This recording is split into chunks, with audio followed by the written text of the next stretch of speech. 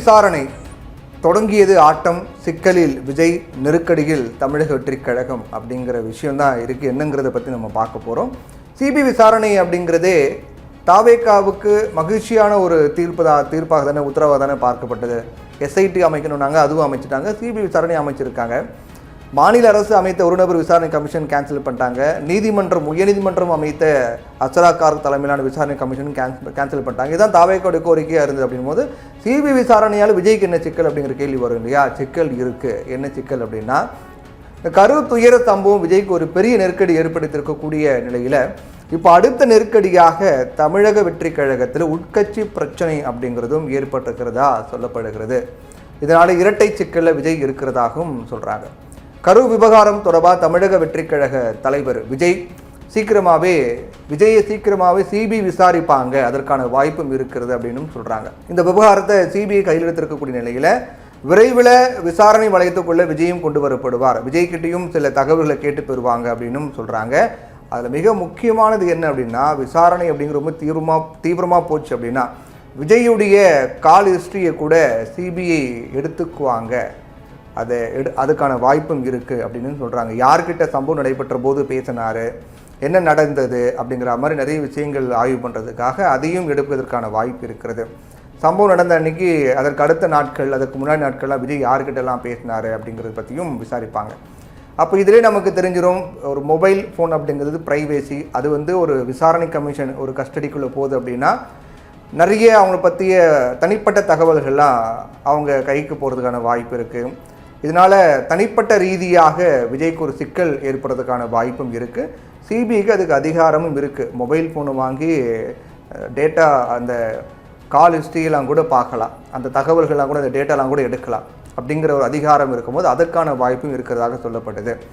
விஜயனுடைய வாகனத்தில் இருந்த வீடியோக்கள், சிசிடிவி காட்சிகள் ரெக்கார்ட் செய்யப்பட்டு இருக்குது.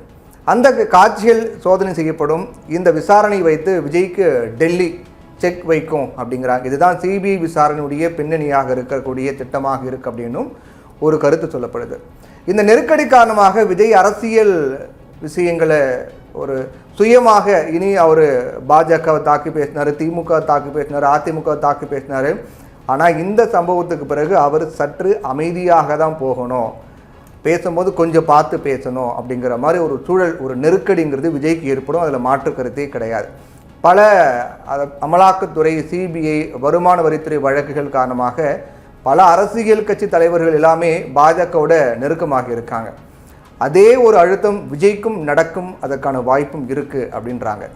விஜய் மீது ஏற்கனவே வருமான வரித்துறை வழக்கு இருக்குது, நம்ம எல்லாருக்குமே தெரியும். வருமான வரித்துறையால் விதிக்கப்பட்ட 1 கோடியே, அதாவது 1.5 கோடி, 1.5 கோடி அபராதத்தை எதிர்த்து தொடுத்த வழக்கை வருமான வரித்துறை கடுமையாக எதிர்த்திருக்காங்க.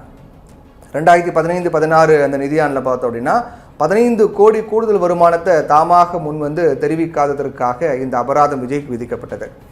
இந்த வழக்கும் சிபிஐ நெருக்கடி, இந்த வழக்கோடு சேர்த்து இந்த வழக்கு ஏற்கனவே விஜய்க்கு நெருக்கடியை கொடுத்திருக்கக்கூடிய நிலையில், இப்படிப்பட்ட நிலையில தான் இப்போ சிபிஐ விசாரணையும் அதன் தொடர்ச்சியாக அமைஞ்சிருக்கு. தமிழ்நாடு அரசியலில் புதிய கூட்டணி அமைக்கும் சாத்தியக்கூறுகளை பாஜக ஆராய்ந்து வராங்க. கரூர் விவகாரத்தில் விஜயை நேரடியாக கடுமையாக தாக்காமல் பாஜக ஒரு மென்மையான போக்கு தான் ஃபாலோ பண்ணிட்டு வராங்க. பாஜகவினர் நிறைய பேர் விஜய்க்கு சப்போர்ட் பண்ணி பேசிகிட்டு இருக்காங்க. அதே சமயம் திமுக தரப்பையும் ஆளும் கட்சியும் என்பதால் பாஜக தாக்கி வராங்க. இப்படியாக அரசியல் காய் நகர்த்தல்கள், வியூகங்கள் அப்படிங்கிறது எல்லாமே ஒரு கனெக்டில் தான் போயிட்டுருக்கு. தமிழக வெற்றி கழகம் உள்ளேயே பெரிய அளவிலான பிரச்சனை அப்படிங்கிறது வெடிச்சிருக்கு. இப்போ விஜய்கருடைய முதல் பிரச்சனை அப்படிங்கிறது சிபிஐ விசாரணை தான். சிபிஐ விசாரணை தாவேகாவே கேட்கல. தாவேகாவை என்ன சொன்னாங்கன்னா, ஓய்வு பெற்ற உச்சநீதிமன்ற நீதிபதி தலைமையில் விசாரணை கமிஷன் கேட்டாங்க, அது கொடுத்துட்டாங்க. ஆனால் தாவேகா கேட்காத சிபிஐயும் கொடுத்துருக்காங்க கூடுதலாக. அங்கே தான் பாஜக செக் வைக்கிறாங்க விஜய்க்கு அப்படின்னு சொல்கிறாங்க. இதனால் பல தகவல்கள், விஜய் சார்ந்த தகவல்கள்லாம் எடுத்துக்கிட்டு அதன் மூலமாக பாஜக போக்கின் அடிப்படையில் பாஜக போக்கு காட்டுற மாதிரி விஜயை நடத்துறதுக்கான ஒரு திட்டத்தை தான் பாஜக எடுத்திருக்காங்க அப்படின்னு சொல்கிறாங்க. இது விஜய்க்கு ஒரு மிகப்பெரிய அழுத்தம் தான் அப்படின்னு சொல்லப்படுது. ஒரு மிகப்பெரிய சிக்கலாக விஜய்க்கு மாறுவதற்கான வாய்ப்பும் இருக்கிறது அப்படிங்கிறாங்க. இன்னொரு சிக்கல் அப்படிங்கிறது தமிழக வெற்றி கழகம், அந்த கட்சிக்குள்ளேயே இப்போது சில பிரச்சனைகள், முரண்கள்லாம் ஏற்பட்டிருக்கு அப்படின்னு சொல்கிறாங்க. ஏற்கனவே புஷி ஆனந்த் பொறுத்த வரைக்கும் அவரை தாண்டி விஜயை சந்திக்கிறது யாருமே விடலை அப்படிங்கிற ஒரு கருத்து, ஒரு குற்றச்சாட்டு, புகார் இருக்குது. இதுக்கு முன்னாடி ஜான் ஆரோக்கியசாமி பேசின ஒரு ஆடியோ கூட வெளியாச்சு. புசி ஆனந்த் யாரையும் விஜயை நெருங்க விட மாட்டேங்கிறாரு, இது என்ன ஒரு என்ன பெரிய அவ்வளோ பெரிய அதிகாரியா, அவ்வளோ பெரிய ஒரு தலைவரா, விஜயை விட பெரிய தலைவர் புசி ஆனந்தா, எங்கே போனாலும் தன்னை முன்னிலைப்படுத்துகிறாரு அப்படிங்கிற மாதிரி ஜான் ஆரோக்கியசாமி பேசின அந்த ஆடியோக்கெல்லாம் வெளியாச்சு. இப்போ புசி ஆனந்துடைய அந்த ஆதிக்கம் தான் தாவேக்கள் அதிகமாக இருக்குது அப்படிங்கிற மாதிரியும் சொல்லப்பட்டது. சமீபத்தில் நிறைய வீடியோட போய் தாவேக்கா வந்து ஸ்டிக்கர் ஒட்டினாங்க. அந்த ஸ்டிக்கரில் விஜய் ஃபோட்டோக்கு கீழே புசி ஆனந்த் ஃபோட்டோ இருக்கும், 2 பேர் ஃபோட்டோ மட்டும் தான் இருக்கும். அதுக்கு பிறகு விஜயை கோபப்பட்டு அவர் ஃபோட்டோ எடுக்க சொல்லி விஜய் ஃபோட்டோ மட்டும் தான் இருக்கணும் அப்படின்னு சொன்னதாகவும் சொல்லப்படுது. இப்படியாக புசி ஆனந்துடைய ஆதிக்கம் தாவேக்கள் அதிகமாக இருக்குது, அவரை தாண்டி யாரையும் பார்க்க விட மாட்டேங்கிறாங்க அப்படிங்கிற மாதிரி இருக்கக்கூடிய நிலையில் இப்போது அவங்களுக்குள்ள சின்ன முரண் ஏற்பட்டிருக்கிறதாக சொல்லப்படுது. கட்சியினுடைய மூத்த நிர்வாகிகளுக்கு இடையே ஒரு கடுமையான மோதல் அப்படிங்கிறது வெடிப்பதற்கான சூழல் நோக்கி போயிட்டு இருக்கு இந்த முரண் அப்படிங்கிறாங்க. தமிழக வெற்றி கழகம் உள்ள இப்போது சில முக்கிய தலைவர்களுக்கு இடையே மோதல் அப்படிங்கிறது காணப்பட்டு வருது. புசி ஆனந்த், ஆதவ் அர்ஜுனா தான் அதில் முதலாக இருக்காங்க. அவங்களுக்கு இடையில கூட சில கருத்து முரண்லாம் போயிட்டு இருக்குன்றாங்க. இவங்க 2 பேருமே ஒரு கடுமையான கருத்து வேறுபாட்டில் இருக்கிறதாகவும் சொல்லப்படுது. புசி ஆனந்துக்கு எதிராக ஆதவ் அர்ஜுனாவுடைய ஆட்கள்லாம் என்ன பண்ணுறாங்க, சோசியல் மீடியாக்களில் புசி ஆனந்துக்கு எதிராகவே கருத்து போட்டுட்டு இருக்காங்க. அதாவது என்னென்னா, கடுமையான விமர்சனம் பண்ணிட்டு இருக்காங்க. அவர் பொதுச் செயலாளராக சரியாக செயல்படலை, கட்சி நிர்வாகியாக சரியாக இயங்கலை, கட்சிக்கு பிரச்சனை அப்படிங்கிறதும் புசி ஆனந்த் தலைமறைவாகிட்டார், அதுக்கு பிறகு வந்த பிறகும் கூட கரு விவகாரம் தொடர்பாக ஒரு வார்த்தை கூட பேசலை, பாதிக்கப்பட்டவங்களுக்கு ஒரு அஞ்சலி கூட செலுத்தலை அப்படின்லாம் நிறைய விமர்சனங்கள் யார் தாவேக்காவினரே வைக்கிறாங்க. ஆதவ் அர்ஜுனாவுடைய ஆதரவாளர்கள் அப்படின்னு இருக்கக்கூடிய நபர்கள்லாம் புசி ஆனந்துக்கு எதிராக விமர்சனம் முன் வச்சுட்டு வராங்க. பொதுச் செயலாளராக அவர் கட்சி கமிட்டியை அமைக்கல, ஒரு சில குழுக்கள் தவிர கட்சி சார்பாக அவர் எந்த குழுவையும் புசி ஆனந்த் அமைக்கவே இல்லை அப்படின்னும், அவர் ஒரு பொதுச் செயலராக ஒரு மோசமாக செயல்பட்டார், சரியாக ஒரு செயல்பாடு இல்லை அப்படின்னு கூட தொடர்ந்து தாவேக்காவுடைய பொதுச் செயலாளர் ஆனந்துக்கு எதிராக ஆதவ் அர்ஜுனாவுடைய அவர் ஆதரவாளர்கள்லாம் சோசியல் மீடியாக்கள் நிறைய கருத்துக்களை பதிவிட்டு வராங்க. ஒரு வார்த்தை மோதலாக மாறிட்டு இருக்கிறத பார்த்துக்கிட்டு இருக்கோம். இப்போ இன்னொரு பக்கம் அப்படின்னு பார்த்தா ஆதவ் அர்ஜுனாவுக்கு எதிராக புசி ஆனந்துடைய ஆட்கள் என்ன பண்ணுறாங்க, அதே போல் ஆதவ் அர்ஜுனாவுக்கு எதிராக நிறைய கமெண்ட்லாம் போட்டுட்டு இருக்காங்க. இப்போ பாஜக கிட்ட அவர் நெருக்கமாகிட்டார், பாஜக கிட்ட தஞ்சம் அடைஞ்சிட்டாரு அப்படின்லாம் கூட புசி ஆனந்துடைய ஆதரவாளர்கள்லாம் கமெண்ட் பண்ணிட்டு வரதான் பார்த்துக்கிட்டு இருக்கோம். இப்போ இன்னொரு பக்கம் ஜான் ஆரோக்கியசாமி மேலே விமர்சனங்கள்லாம் வைக்கப்பட்டு வருது.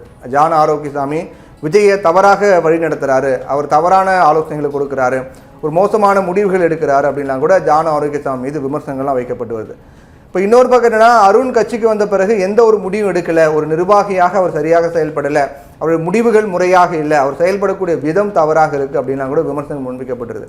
இப்படி எங்கே பார்த்தாலும் கட்சியில் இருக்கிற 4 பேர் தான் அந்த முக்கிய பொறுப்பில் இருக்குங்க. 4 பேர் மேலேயும் விஜய் தவிர்த்து மற்ற இருக்கக்கூடிய எல்லார் மேலேயும் அந்த 4 பேர் மேலேயும் கடுமையான விமர்சனம். யாரும் சரி கிடையாது, ஒரு பொறுப்பாக இல்லை, வியூகம் சரி இல்லை, ஒரு பிளான் கரெக்டாக போட மாட்டேங்கிறாங்க, ஒரு பொறுப்புள்ள நபராக இருக்க மாட்டேங்கிறாங்க அப்படின்னு நிறைய விமர்சனம் முன்வைக்கப்பட்டு வருது. இப்படி தமிழக வெற்றி கழகம் கட்சியுள்ளேயே பெரிய அளவில் பிரச்சனை வெடிச்சிருக்கிறது. கட்சியினுடைய மூத்த நிர்வாகிகளுக்கு இடையே கடுமையான மோதல் அப்படிங்கிறது இருக்கிறதுன்னு சொல்கிறாங்க. தமிழக வெற்றி கழகம் கட்சியுள்ளேயே பெரிய அளவிலான பிரச்சனை அப்படிங்கிறது அந்த கட்சிக்கு மிகப்பெரிய ஒரு பாதகமாக தான் பார்க்கப்படுது. கட்சியினுடைய மூத்த நிர்வாகிகளுக்கிடையே கடுமையான மோதல் ஏற்பட்டால் அது விஜய்க்கு இன்னும் ஒரு மிகப்பெரிய நெருக்கடியாக மாறும். ஏற்கனவே கரு விவகார நெருக்கடி, அதுக்கு பிறகு கட்சிக்குள்ள நெருக்கடி அப்படிங்கிறது 2 பக்கமும் ஒரு மிகப்பெரிய நெருக்கடி விஜய்க்கு ஏற்படுத்தும் அப்படின்னு தான் சொல்லப்படுது. ஒரே ஒரு கரு சம்பவத்துக்கு பிறகு ஒட்டுமொத்த கட்சியை பார்த்தீங்கன்னா ஒரு 20 நாட்களாக இயங்காமல் இருக்கிறத நம்ம பார்த்துக்கிட்டு இருக்கோம். இதை ஒரு தலைவராக விஜய் அவர் தான் சரி பண்ணணும், கட்டுப்படுத்தணும். ஆனால் அவரும் அப்படி கட்டுப்படுத்த முடியாமல் இருக்கார். யாரை எப்போ போய் மீட் பண்ணணும், கரூர் மக்களை பார்க்க போகிறோம் அப்படின்னு சொல்கிறாரு, ஆனால் இப்போ வரைக்கும் பார்க்கல, என்ன திட்டம் வச்சுருக்காரு அப்படின்னு தெரியல.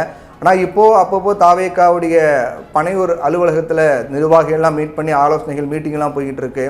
அந்த மீட்டிங் மூலமாக என்ன முடிவு எடுக்க போகிறான்னு தெரில, விஜய் இது எப்படி எதிர்கொள்ள போகிறா, சமாளிக்க போகிறா அப்படின்னு தெரில.